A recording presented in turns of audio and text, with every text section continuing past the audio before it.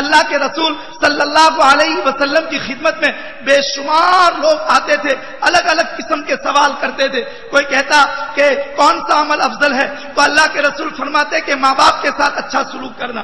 کوئی کہتا، کبھی کہتے کہ نماز وقت کے اوپر پڑھنا، کوئی کہتا کہ کھانا کھلانا۔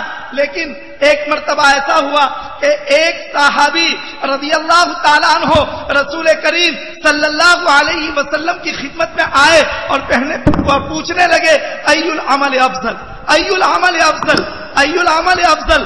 تو اس کے جواب میں آقا مدنی صلی اللہ علیہ وسلم نے ارشاد فرمایا ادخال السرور فی قلوب المؤمن، ادخال السرور فی قلوب المؤمن، مومن کے دل کو خوش کرنا، مومن کے دل کو خوش کرنا یہ بہت بڑا عمل ہے، بہت اچھا عمل ہے۔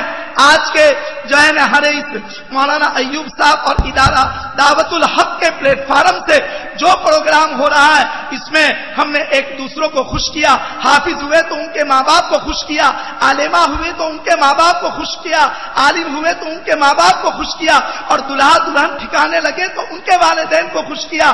تو یقیناً آقا مدنی رسول اکرم محمد مصطفیٰ صلی اللہ علیہ وسلم کے اس فرمان کے ہم مستحق ہوئے ہیں کہ ہم نے کسی مومن کے دل کو خوش کیا ہے۔ اللہ تبارک و تعالی ہمارے اس ٹوٹے پھوٹے جو ہے نا اعمال کو قبول فرمائے، اور اللہ تبارک و تعالی اس ادارے کو دین دگنی رات چوگنی ترقی عطا فرمائے۔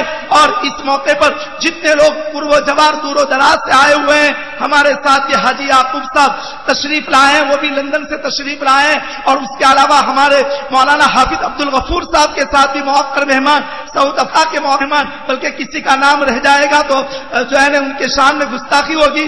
اور خصوصاً ہمارے جامعہ کے استاد حدیث جناب مولانا فاروق صاحب مدنی وہ تشریف لائے، انہوں نے بڑا قیمتی خطاب فرمایا، اللہ پاک ان کے علم و عمل میں برکت عطا فرمائے۔ اور حضرت مولانا قمر الدین صاحب اپنی پیرانہ سالی کے باوجود ان کی اجازت حدیث کو لینے کے لیے لوگ تمنا کرتے ہیں، ماشاءاللہ وہ بھی تشریف لائے۔ اللہ پاک سب آنے والوں کو قبول فرمائے، اور اللہ پاک اپنی رضا اور پروانہ رضا ہم سب کو عطا فرمائے۔ وآخر دعوانا ان الحمدللہ رب العالمین۔